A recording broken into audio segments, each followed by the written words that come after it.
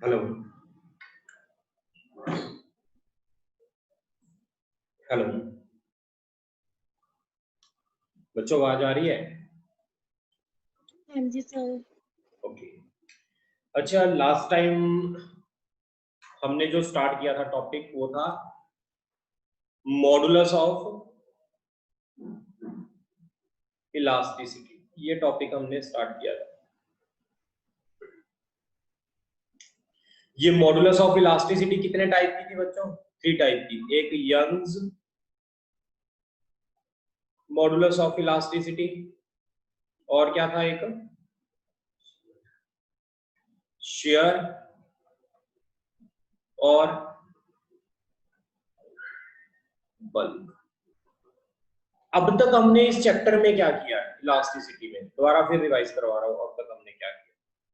अब तक हमने पढ़ा एक स्ट्रेस के बारे में और एक स्ट्रेन के बारे में। स्ट्रेस 3 टाइप की होती थी। लॉन्गिट्यूडनल स्ट्रेस, हाँ जी बच्चों, longitudinal, shear, shear, volumetric, volumetric. और स्ट्रेन फोर्स अपॉन एरिया होती थी। ये स्ट्रेस स्ट्रेस होती थी फोर्स अपॉन एरिया, और स्ट्रेन क्या होती थी? Change in result of stress या change in dimension upon original dimension. तो ये भी कितने टाइप की थी बच्चों? 3 टाइप की। क्या थी? Longitudinal, share, strain, shear strain, और वॉल्यूमेट्रिक स्ट्रेन। ठीक है, ये 3 करवा दिए, ये 3 करवा दिए। अब जो ये स्ट्रेस है वो डायरेक्टली प्रोपोर्शनल टू क्या होता है? स्ट्रेन। ये किसने कहा था? हुक्स लॉ ने। तो प्रोपोर्शनलिटी का साइन हटा के हम कुछ कांस्टेंट लगा लेते थे, इसको ई बोलते थे। ये स्ट्रेस को जो हम डिनोट करते हैं इसको सिग्मा से, स्ट्रेन को एप्सिलॉन से डिनोट करते हैं। अब जो स्ट्रेस है is equal to E into epsilon. अब ये ई जो है ये इसको बोलते हैं मॉडुलस ऑफ इलास्टिसिटी बच्चों। ये मॉडुलस ऑफ इलास्टिसिटी भी कितने टाइप की होती है? 3 टाइप की होती है। अगर स्ट्रेस स्ट्रेन भी 3 तरह के हैं तो मॉडुलस ऑफ इलास्टिसिटी भी कितने टाइप की होगी?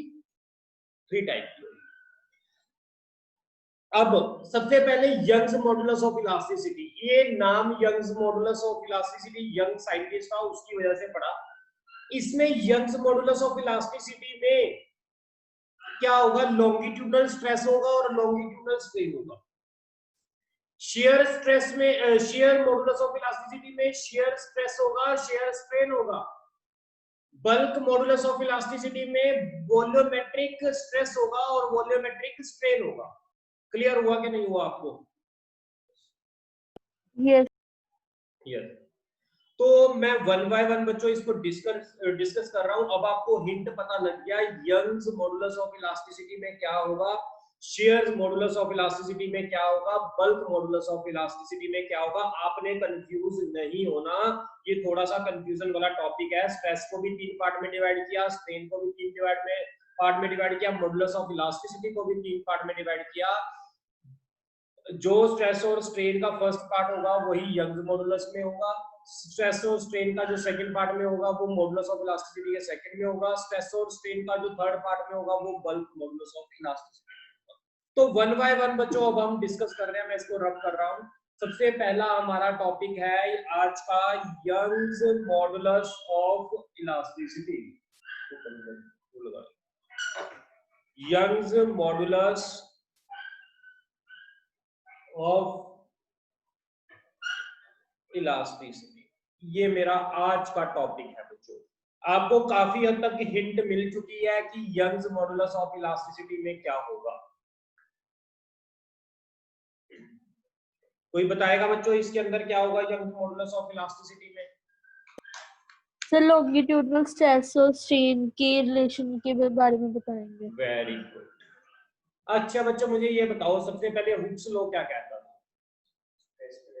Stress directly proportional to strain. बच्चों हुक्स लॉ क्या कहता था? भूल गए? Stress is directly proportional to strain. अब ये यंग्स मॉडुलस ऑफ इलास्टिसिटी है तो स्ट्रेस कौन सा होगा? बोलो बच्चों।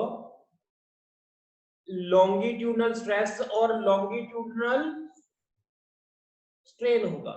लॉन्गिट्यूडनल स्ट्रेस को किससे डिनोट करते थे, याद है किसी को? Sigma L. लॉन्गिट्यूडनल स्ट्रेन को किससे डिनोट करते हैं बच्चे, बताओगे? Epsilon L. Epsilon L. Proportionality का साइन हटाकर क्या लगा देंगे बच्चे, कुछ कांस्टेंट लगा देंगे? हाँ जी बच्चों, ई लगाते थे। मैंने ई की जगह यहां पर क्या लिख रहा है, Young's modulus of elasticity epsilon है। तो यंग्स मॉडुलस ऑफ इलास्टिसिटी क्या हो गया बच्चे, सिग्मा एल अपॉन एप्सिलॉन है। आपको ये कांसेप्ट देखो, ये समझ आया Young's modulus of elasticity.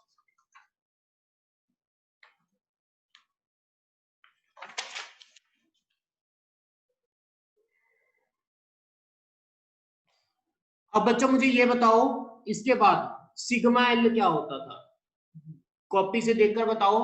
Sigma L क्या होता था और एप्सिलॉन एल क्या होता था? Support area. फोर्स कौन सी थी बच्चे? सर वो इस पे परपेंडिकुलर लगती थी तो अपॉन एरिया। और इसमें बताओ क्या होता था, एप्सिलॉन एल लॉन्गिट्यूडनल स्ट्रेन क्या होता था? Sir change in length upon original length. Okay, यानी delta L upon L not था, देख लो आप कॉपी से।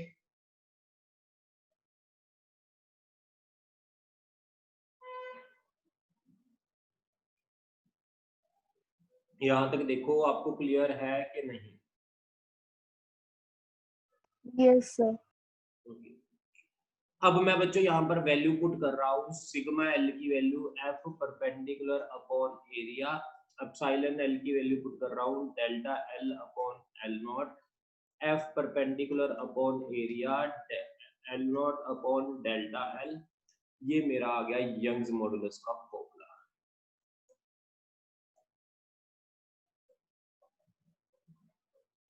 ये हमारा फाइनल रिलेशन आ गया।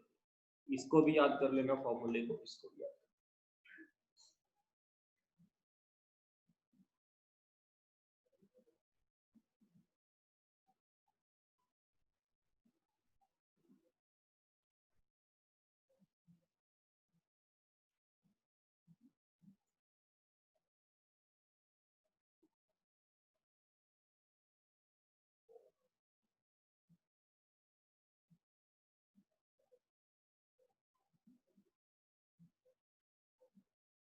हाँ जी बच्चों, यहाँ तक क्लियर? अगर आपको समझ आया तो आगे चले। Yes sir. ओके, अब यानी आपको ये पता लग गया बच्चों, Young's modulus is inversely proportional to delta L. Young's modulus is inversely proportional to delta L. अब बच्चों मैं आपसे अगर ये पूछूं, क्वेश्चन है कंसेप्चुअल, बहुत इंपॉर्टेंट क्वेश्चन है और पेपर में आता है ये पक्का, which having a more value of Young's modulus, रबड़ और स्टील? एक रबड़ है बच्चों और एक स्टील है, इसमें से कौन ज्यादा इलास्टिक है? मैंने आपको कल लिखवाया था, एक मिनट बच्चे पहले क्वेश्चन सुनो। मैंने आपको कल लिखवाया था कि जिसकी यंग्स मॉडुलस, जिसकी मॉडुलस ऑफ इलास्टिसिटी जितनी ज्यादा होगी वो उतना इलास्टिक ज्यादा होगा। कल देख लो आपने लिखा हुआ है, जिसकी वैल्यू ऑफ इलास्टिसिटी जितनी ज्यादा होगी वो उतना ज्यादा जितनी मॉडुलस ऑफ इलास्टिसिटी जितनी ज्यादा होगी वो उतना ज्यादा इलास्टिक होगा। यानी यंग्स मॉडुलस की वैल्यू जितनी ज्यादा होगी वो उतना ज्यादा इलास्टिक होगा। समझ आया बच्चों के नहीं? अगर y जितना ज्यादा होगा वो उतना ज्यादा इलास्टिक होगा। अब y is inversely proportional to del del. हाँ जी बच्चों। यस अब अगर मैं एक रबड़ रख लूं, एक मैं स्टील रख लूं, ज्यादा डायमेंशन किसमें चेंज होगा, रबड़ में या स्टील में? सर रबड़ में। Rubber. रबड़ में डायमेंशन ज्यादा चेंज हुआ तो रबड़ का यंग्स मॉडुलस क्या होगा? बोलो। It रबड़ would be less. it would be less than if we compare with the steel. बोलो। अब यंग्स मॉडुलस किसका ज्यादा है बच्चे? स्टील का ज्यादा है। अगर स्टील का यंग्स मॉडुलस ज्यादा है तो steel is more elastic then रबड़। Steel is more elastic. थोड़ा सा देखने में हमें वो लग रहा है, हमारे अकॉर्डिंग रबड़ ज्यादा इलास्टिक होनी चाहिए। पहले तो आप इलास्टिक की और डेफिनेशन पर आओ। इलास्टिक की डेफिनेशन क्या होती है? इलास्टिक की डेफिनेशन ये होती है कि बॉडी अपनी पोजीशन को रीगेन कर ले, है ना? अब हमारे पास एक तो हमने स्टील पर फोर्स लगाई, एक मैंने रबड़ पर लगाई। जब मैंने स्टील पर लगाई फोर्स, वो साथ के साथ अपनी पोजीशन रीगेन कर लेता है। आपको पोजीशन चेंज हुई नजर नहीं आती अगर आप फोर्स लगाते हो स्टील पर। लेकिन रबड़ पर जैसी फोर्स लगाते हो वो थोड़ी बहुत लूज हो जाती है, यानी उसकी डायमेंशन में चेंज ज्यादा आता है। तो यंग्स मॉडुलस उसका क्या होगा? कम होगा। अब यानी स्टील अपनी पोजीशन जल्दी रिगेन कर लेता है बच्चों, एज कंपेयर टू रबड़। That is why steel is more elastic then रबड़। ये लिख लेना, ये पेपर में क्वेश्चन पक्का गारंटी आएगा ही आएगा आपको। मोस्ट इंपॉर्टेंट क्वेश्चन है। Hence, steel is more elastic than rubber. Why steel is more elastic than rubber? You can write in the form that Young's modulus is inversely proportional to change in length. Change in length in rubber is larger than in steel, so Young's modulus of steel is greater than rubber. Due to large value of Young's modulus of steel, steel is more elastic than rubber. This is your answer. बच्चों clear है तो अगले पे चलें। Yes sir. Yes, sir. Okay बच्चों, आगे चल रहे हैं। दूसरा है shear modulus of elasticity. Shear modulus of elasticity. बच्चों यही जो बैच आपका ऑनलाइन चल रहा है, इसी बैच में ये मैं ऑफलाइन भी पढ़ा रहा हूँ, ऑनलाइन भी पढ़ा रहा हूँ। दोनों ही बच्चे चल रहे हैं। जिसको ऑनलाइन नहीं समझ आ रहा वो ऑफलाइन यहाँ पर आकर इंस्टीट्यूट पर आकर पढ़ सकता है। दोनों ही बैच है ये, ऑनलाइन भी पढ़ सकते हो, यही क्लास को ऑफलाइन भी पढ़ सकते हो। फर्क कुछ नहीं है। ऑनलाइन में आपको घर बैठे मतलब वो मिल रहा है, नहीं आपको यहाँ पर आकर पढ़ना पड़ेगा, और कुछ नहीं, बस यही फर्क है। Shear modulus of elasticity. बच्चों शेयर मॉडुलस ऑफ इलास्टिसिटी क्या होगी आपने बताना मुझे। कौन बताएगा शेयर मॉडुलस ऑफ इलास्टिसिटी क्या होगी?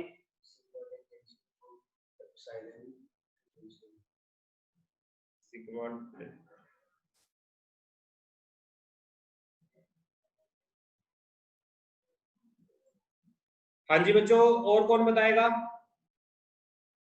सक्षम? Yes sir.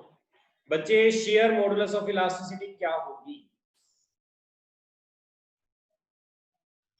सर इसमें शेयर स्ट्रेन और शेयर स्ट्रेस का ही बताएंगे इसमें भी। हाँ very good very good very good. मैंने आपको बताया था ना, स्ट्रेस और स्ट्रेन कितने टाइप के होते हैं? 3 टाइप के होते हैं, लॉन्गिट्यूडनल, शेयर और वॉल्यूम। इसी तरह जो मॉडुलस इलास्टिसिटी वो भी 3 तरह की होती है। पहली मॉडुलस ऑफ इलास्टिसिटी लॉन्गिट्यूडनल पर डिपेंड करती है, दूसरी किस पर डिपेंड करेगी? शेयर पर डिपेंड करेगी, और तीसरी किस पर डिपेंड करेगी? वॉल्यूम पर। तो अब आपने क्या लिखना है? शेयर मॉडुलस ऑफ इलास्टिसिटी में according to Hooke's law stress directly proportional to strain, अब शेयर मॉडुलस ऑफ इलास्टिसिटी में स्ट्रेस कौन सा होगा बच्चों? यस बच्चों, शेयर मॉडुलस ऑफ इलास्टिसिटी में स्ट्रेस कौन सा होगा? Shear stress. स्ट्रेन कौन सा होगा? Shear strain. Shear strain. Proportionality का साइन हटाने के बाद बच्चों हम कुछ कांस्टेंट लगा देंगे जिसको शेयर मॉडुलस ऑफ इलास्टिसिटी बोला जाता है, दैट इज जी। जी की वैल्यू कितनी आ गई बच्चों? Sigma shear stress upon shear strain. यहां तक अगर किसी को कुछ डाउट है तो आप पूछ सकते हो बच्चों। मुझे जल्दी से ये बता दो, शेयर स्ट्रेस कितना होता है? ये आपने किया हुआ है, शेयर स्ट्रेस कितना होता है? Very good. शेयर स्ट्रेस क्या होता है बच्चों? कॉपी से देखकर बताना।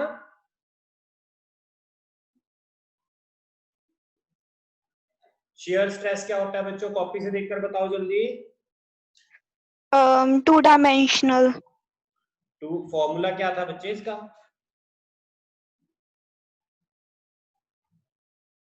शेयर स्ट्रेस का फॉर्मूला देखकर कॉपी से बताओ, नोटबुक से। हुनर जल्दी बता बच्चे।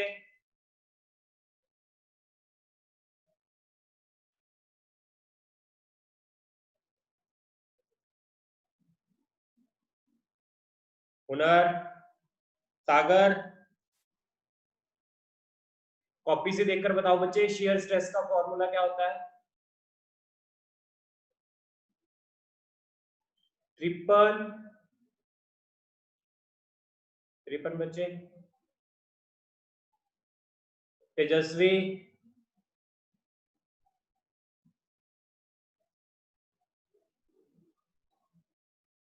शेयर स्ट्रेस का फॉर्मूला क्या होता है? लिखा नहीं हमने? Force upon area. Force tangential बच्चे, फोर्स हाँ. Tangential upon area. Area.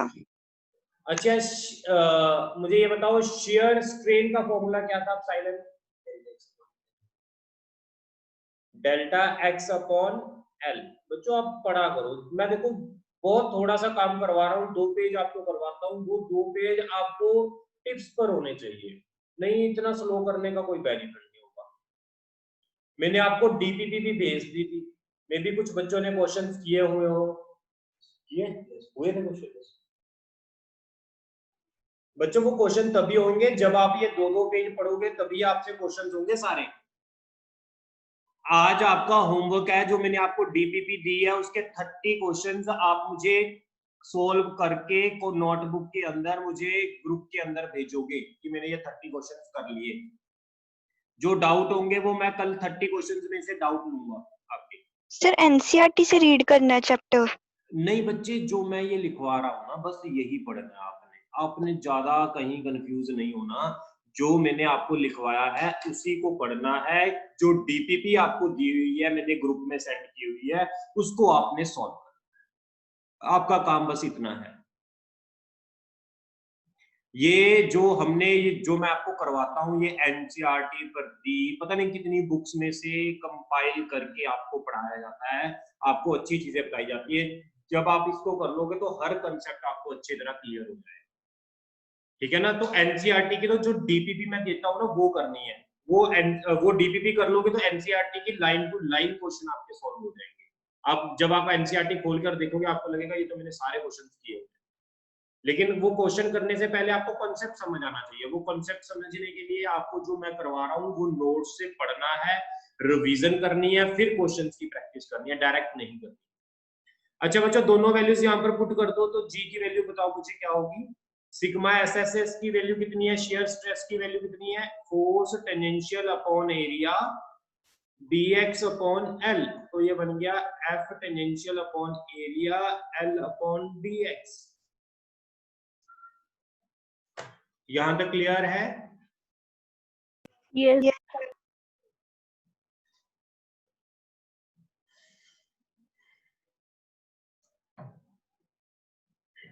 Note कर लो इसको, यहां तक बच्चों नोट कर लो। इसको थीटा के रिस्पेक्ट में भी तो कर सकते हैं। लिख लो। इसको अगर थीटा के रिस्पेक्ट में लिखना है तो आप ऐसे भी लिख सकते हो बच्चों, और अगर आप लिखना चाहते हो force tangential upon area by pi, तो एफ टेंजेंशियल ए अपॉन पाई ऐसे, क्योंकि इसको फाई बोलते थे ना बच्चों, आपको याद है ना, फाई या थीटा। यस।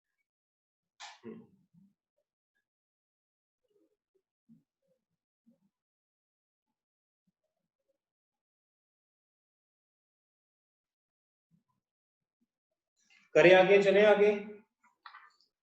अगर आपको ये क्लियर है शेयर मॉडुलस ऑफ इलास्टिसिटी, तो थर्ड फॉर्मूला बच्चों अब हमारा रह गया। अब हम करेंगे थर्ड फॉर्मूला, और इसको मैं रब कर रहा हूं। थर्ड फॉर्मूला है bulk modulus of elasticity. Bulk modulus of elasticity. आप मुझे खुद बताओगे बल्क मॉडुलस ऑफ इलास्टिसिटी कैसे डिराइव करना, कौन बताएगा? सर एक बार इसका कांस्टेंट बता दो, किससे रिप्रेजेंट करते? कांस्टेंट तो बच्चे बी से, बी से कल लिखवाया था मैंने, बी से रिप्रेजेंट करते हैं इसको, बी या फिर बीटा।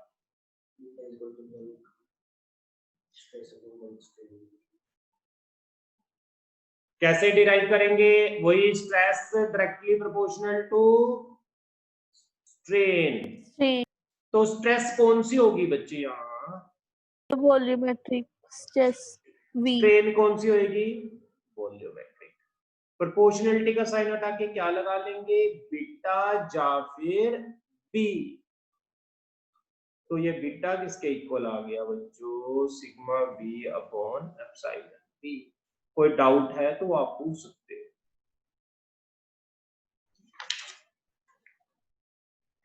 हाँ जी बच्चों, एनी डाउट किसी को? सिग्मा बी की वैल्यू बताओ, ये शेयर स्ट्रेस की वैल्यू बताओ, शेयर स्ट्रेन की वैल्यू, सॉरी वॉल्यूमेट्रिक स्ट्रेस की वैल्यू बताओ, वॉल्यूमेट्रिक स्ट्रेन की वैल्यू बुक से देखकर बताओ, कॉपी में जो मैंने आपको लिखवाया हुआ है उसमें से देखकर बताओ जल्दी। शेयर स्ट्रेस क्या था बच्चों? Sir force on area. Oh very good, ये मैंने लिखवाया था आपको, small force upon small area, अगर आपको याद हो। और ये क्या था? Sir change in volume delta we upon D. जहां पर भी मैं डी लिख रहा हूं ना, डी का मतलब स्मॉल होता है बच्चों। अब मैं ये दोनों वैल्यूज यहां पर पुट कर देता हूं, तो मेरे पास बीटा की वैल्यू क्या आ जाएगी?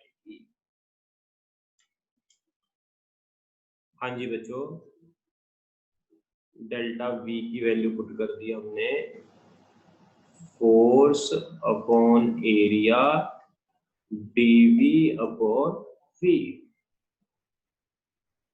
क्लियर यहां तक? यस।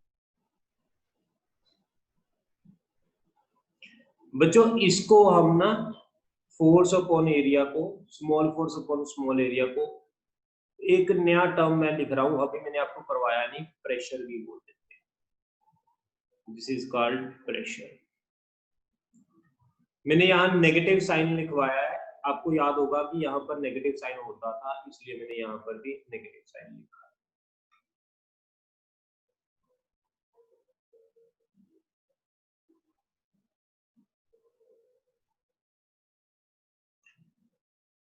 इसके बाद हमारे पास आ गया बच्चों कंप्रेसिबिलिटी। इसको डिनोट करते हैं के से, कंप्रेसिबिलिटी को डिनोट करते हैं के से। कंप्रेसिबिलिटी होती है 1 अपॉन बल्क मॉडुलस।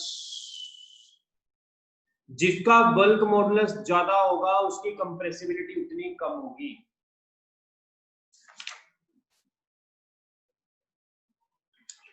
जिसका बल्क मॉडुलस ज्यादा होगा उसकी कंप्रेसिबिलिटी उतनी कम होगी।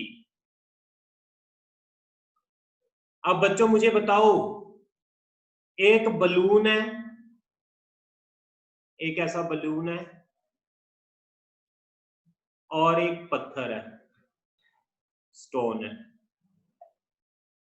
कंप्रेसिबिलिटी किसकी ज्यादा है? बलून। बैलून की ज्यादा है या स्टोन की ज्यादा है?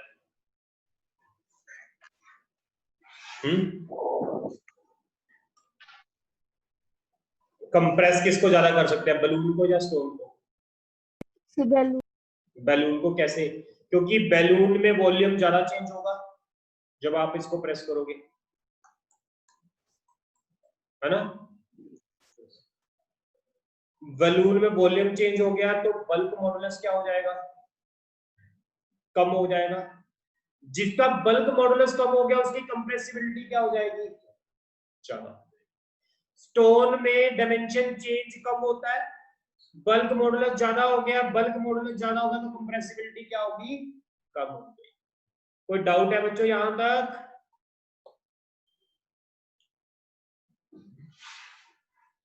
हाँ जी बच्चों, यहां तक कोई डाउट है? No sir. अगले कॉन्सेप्ट पे चलते हैं बच्चों। अब हमारे जो कॉन्सेप्ट थे, मैं इसको रब कर रहा हूं। हमारे जो कॉन्सेप्ट थे, stress directly proportional to strain, stress is equal to modulus of elasticity into strain.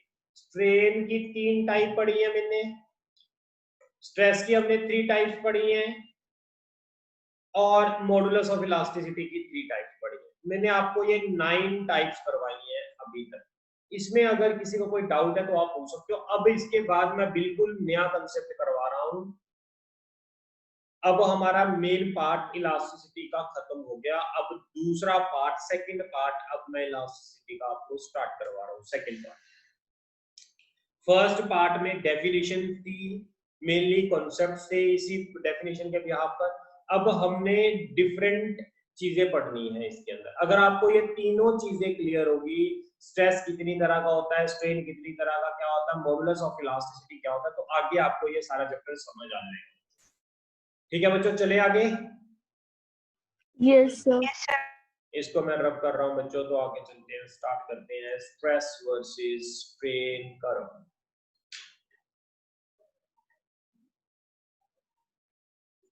ये आपको पेपर में 3 मार्क्स की आ सकती है। Stress versus strain curve, stress और स्ट्रेन की कर्व ड्रॉ करनी है बच्चों। तुम्हें पता है हुक्स लॉ ने तो यही कहा था, स्ट्रेस डायरेक्टली प्रोपोर्शनल टू क्या होता है? स्ट्रेन। जितना स्ट्रेस बढ़ाओगे उतनी स्ट्रेन बढ़ती जाएगी, यानी डायमेंशन उतने चेंज होते जाएंगे। लेकिन ये जो हुक्स लॉ होता है ना बच्चे, ये कुछ लिमिट तक वैलिड होता है, उसके बाद ये वैलिड नहीं होता। उसके बाद स्ट्रेस स्ट्रेन के प्रोपोर्शनल नहीं रहता। तो वो कहाँ होता है, कैसे होता है, उसकी बात हम करते हैं। तो यहां पर बनाओ, इस साइड आपने ये एक डायग्राम बनानी है पूरी। इस साइड आपने बनाना है स्ट्रेस, यहां पर बना लो स्ट्रेस, इधर बना लो आप स्ट्रेन। एक तरफ बना लो स्ट्रेस और एक तरफ बना लो स्ट्रेन। स्ट्रेस को डिनोट करते हैं सिग्मा से, स्ट्रेन को डिनोट करते हैं एप्सिलॉन से।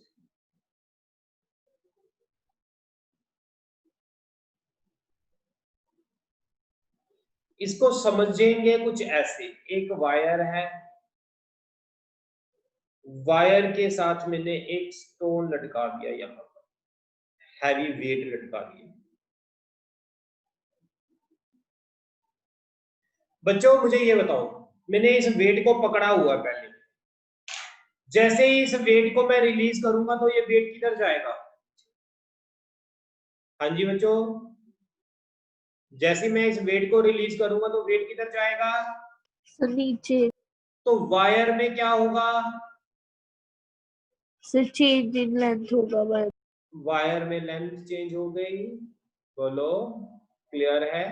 अब जितना, अब इसमें मैं वेट ऐड करता जा रहा हूं उतनी लेंथ इसकी बढ़ती जाएगी। बच्चों पहले तो वेट की वजह से इसकी लेंथ बढ़ेगी, अब मैं जितना वेट इसमें ऐड करता जाऊंगा उतनी वायर की लेंथ क्या होती जाएगी नीचे को? बढ़ती जाएगी। किसी को कोई डाउट है यहां तक? यानी जितना आप स्ट्रेस इंक्रीज करते हो उतना स्ट्रेन इंक्रीज होता है, तो ये ग्राफ एक स्ट्रेट लाइन जाएगा। स्ट्रेट लाइन जाता जाता जाता जाता जाता इस पॉइंट तक मेरे पास पॉइंट मैंने नाम दे दिया ए।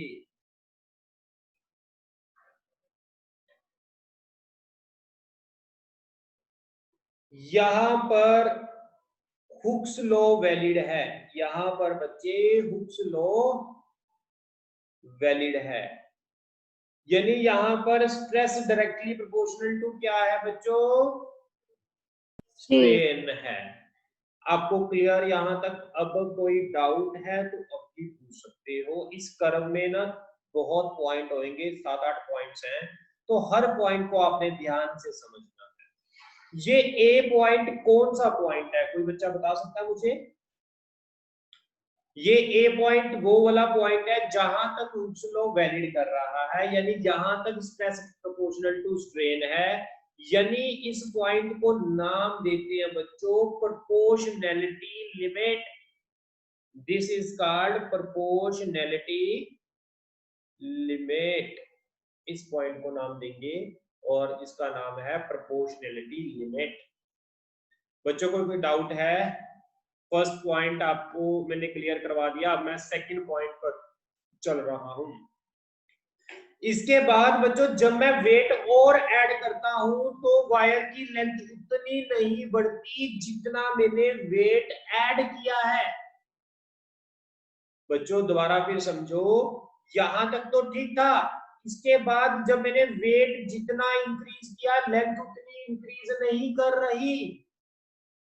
इट मींस इसका जो ग्राफ बनेगा वो प्रोपोर्शनैलिटी लिमिट नहीं होगी, वो कुछ ऐसा बनेगा ग्राफ, ये वाला पार्ट कुछ ऐसा पार्ट बनेगा। This is not a proportionality limit. इस पॉइंट को मैं बी बोल रहा हूं।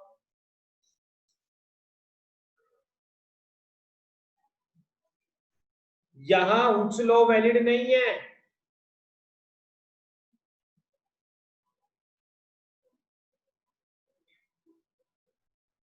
यानी यहां सिग्मा एप्सिलॉन के प्रोपोर्शनल नहीं है। अब ये पॉइंट कौन सा है?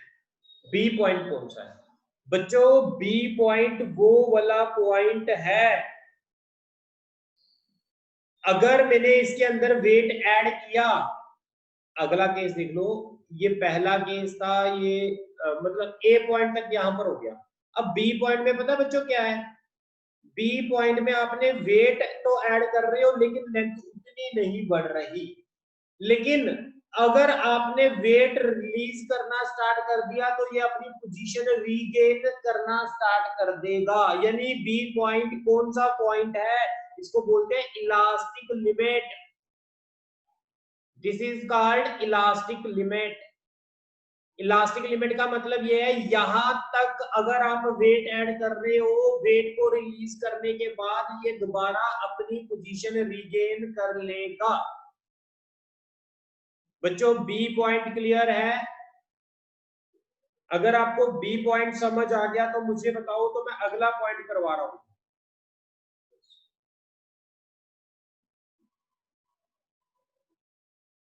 Yes sir. ओके, अब इसके बाद बच्चों अगर मैं वेट ऐड करूंगा, अगर वायर की लेंथ बढ़ रही है तो वो परमानेंट बढ़ेगी, वो पोजीशन दोबारा रीगेन नहीं होगी। अब मैं वेट और ऐड कर रहा हूं, बी पॉइंट आने के बाद अगर और वेट ऐड करूंगा तो इसकी लेंथ बढ़ेगी, लेकिन वो इसके अंदर परमानेंट सेटअप होगा, वो इलास्टिक बिहेवियर नहीं होगा। तो वो कौन सा बिहेवियर होगा बच्चे? अगली ग्रीन वाली कर्व बना रहा हूं मैं यहां पर, ये वाला कौन सा बिहेवियर होगा? परमानेंट। Plastic behaviour.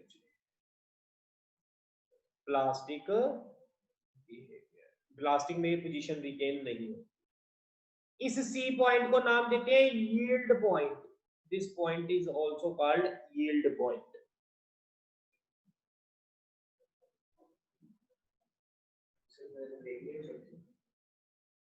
अभी नहीं करेगी।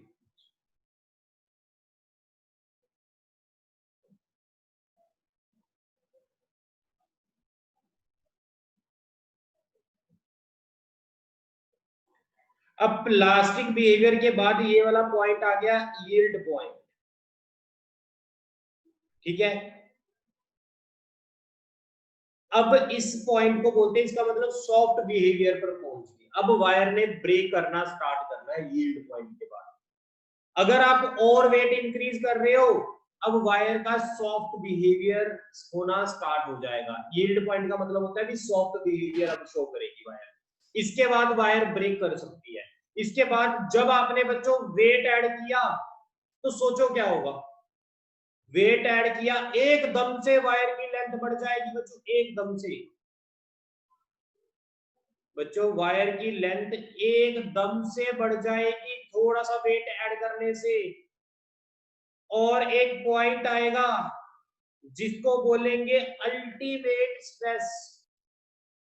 This is point is called ultimate stress. और ये पॉइंट आने के बाद वायर एकदम से यहां पर ब्रेक होना स्टार्ट कर देगी। और जब ये ब्रेक हो गई तो यहां पर एक पॉइंट आ जाएगा जिसको बोलेंगे फ्रैक्चर, वायर का। ये पॉइंट्स देख लो, रीजन देख लो। अगर आपको समझ आए हैं इस बिहेवियर के, कर्व के बिहेवियर के, ये बच्चों ना मैं आपको बताऊं, ये एक्सपेरिमेंट होता है लैब में।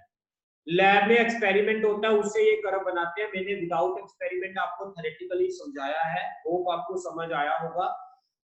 तो हर पॉइंट के बारे में, हर रीजन के बारे में हम दोबारा फिर लिखते हैं यहाँ पर। सबसे पहले तो हम फर्स्ट लिख रहे हैं।